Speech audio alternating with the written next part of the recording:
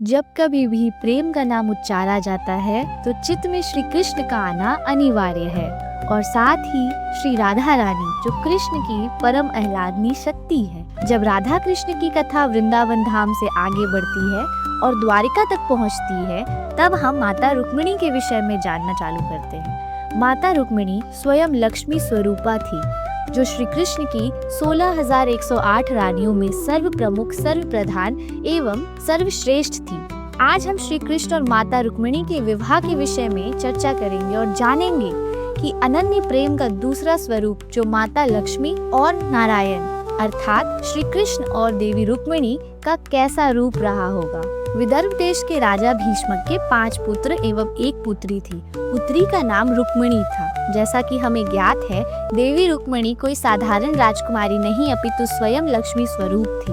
अपने मूल स्वरूप के अनुसार उनकी सौंदर्य, माधुर्य, संस्कार अत्यंत तेजस्वी थी। देवी रुक्मिणी ने अपने बाल्यकाल से कृष्ण के विषय में सुन रखा था। किशोरावस्था के बाद जब माता रुक्मिणी के विवाह का समय आता है, तब उनके माता पिता और स्वयं माता रुक्मिणी की तीव्र इच्छा थी कि उनका विवाह द्वारिकाधीश श्री कृष्ण के साथ हो। परंतु इस दिव्य मिलन का बाधक राजा भीष्मक का पुत्र रुक्मी था। रुक्मी शिशुपाल और बाणसुर जैसा एक अत्याचारी और निरंकुश राजा था। रुक्मी शिशुपाल के साथ अपनी बहन रुक्मिणी का विवाह करवाना चाहते थे।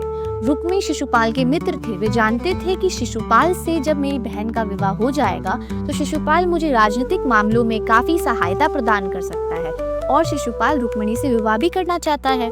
तो उन्होंने अपने कुल पुरोहित को बुलवाकर माता रुक्मिणी और शिशुपाल का विवाह निश्चित करवा दिया और शिशुपाल को अपने मित्र बारातियों के साथ आने का न्योता भी दे दिया। जब माता रुक्मिणी को अपने भाई के इस व्यवहार का पता चला तो उन्हें बहुत दुख हुआ।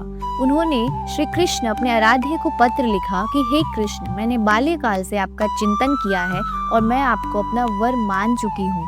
अगर आप मुझे यहाँ से नहीं ले गए तो मुझे अपने प्राण त्यागने होंगे, क्योंकि मेरा भाई रुक्मी मेरी बलपूर्वक विवाह शिशुपाल के साथ करवाना चाहते हैं, जो मैं कदाचित नहीं होने दे सकती, क्योंकि मेरे लिए अब आप ही मेरे स्वामी हैं। इस पत्र के साथ उन्होंने एक विश्वासु ब्राह्मण देवता को द्वारिका जाने का आदेश दिया। ब्राह्मण देवता पत्र के साथ द्वारिका पहुँचे और श्री कृष्ण तक यह संदेश पहुँचाया। जब श्री कृष्ण को इस संदेश के बारे में पता चला तो श्री कृष्ण ने कहा कि अब चाहे मुझे जरासंध और शिशुपाल जैसे राजाओं का सामना करना पड़े, परंतु मैं रुक्मिणी को वहाँ से उठाकर जरूर लाऊंगा।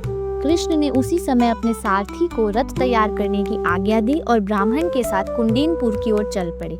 कृष्ण के जाते ही बलराम को उनके कुंडीनपुर जाने की सूचना मिल गई। उन्होंने यादवों की सेना की एक शक्तिशाली टुकड़ी को अपने साथ चलने का आदेश दिया और द्वारिका से इतनी तेजी से प्रस्थान किया कि वह सेना के साथ ही कृष्ण के पास पहुंच गए। कृष्ण और बलराम के पहुंचने से पहले ही शिशुपाल बारात लेकर कुंडीनपुर आ चुका। शिशुपाल के मित्र जरासंध, चाल्व, पौंड्रक, दंत, वकव और विदुरथ आदि अनेक राजाओं की सेना बारात में सम्मिलित थी। विवाह के दिन सुबह ही परंपरा के अनुसार रुक्मिणी अपने सहेलियों तथा अन्य महिलाओं के साथ गौरी पूजन के लिए नगर से बाहर बनाए गए मंदिर में पूजा करने के लिए आई थी। रुक्मिणी के संदेश वाहक ब्राह्मण द्वारा कृष्ण को इस बात का पता चल चुका था, इसलिए वह रथ लेकर मंदिर के पीछे पहुंच गए। पूजा करने के बाद रुक्मिणी जैसे ही मंदिर से निकली, कृष्ण उन्हें उठाकर अपने रथ में बैठा लिया। रुक्मिणी के साथ आए सैनिक देखते के देखते रह गए। जब शिशुपाल और उनके साथी राजाओं को रुक्मिणी के हरण के बारे में पता चला, तब वे अपनी सेना को लेकर कृष्ण के पीछे उन्हें पकड़ने के लिए चल पड़े। नगर से कुछ दूर निकलते ही यादवों की सेना दिखाई देने लगी और पीछे आती हुई सेनाओं को देखते ही बलराम ने अपनी सेना को आदेश दिया कि आक्रमणकारी सेनाओं को खदेड़कर भगा। यादव सेना के सैनिकों ने पलटकर आक्रमणकारी सेनाओं की भीषण बाण वर्षा का उत्तर देना आरंभ कर दिया। शिशुपाल और उनके साथी राजाओं की सेनाओं को पीठ दिखाकर भागना पड़ा। यह देखकर रुक्मी को क्रोध आने लगा और वो अकेला ही कृष्ण का पीछा करने लगा। कृष्ण रुक्मी से युद्ध नहीं करना चाहते थे, लेकिन जब रुक्मी ने अपशब्द कहते हुए उन पर आक्रमण कर दिया तो विवश होकर कृष्ण को शस्त्र उठाने पड़े। उन्होंने पलक झपकते ही रुक्मी के रथ के घोड़ों और सारथी को मार डाला। रुक्मी यह प्रतिज्ञा करके कृष्ण से युद्ध करने चला था कि अगर वह अपनी बहन रुक्मिणी को कृष्ण के हाथों से छुड़ाकर नहीं लाया तो कुंडीनपुर में नहीं लौटे। बलराम के कहने पर जब कृष्ण ने उसे छोड़ दिया तो वह अपने बचे कुचे सैनिकों को लेकर एक निर्जन प्रदेश में चला गया और वहीं नया नगर बसाकर रहने लगा।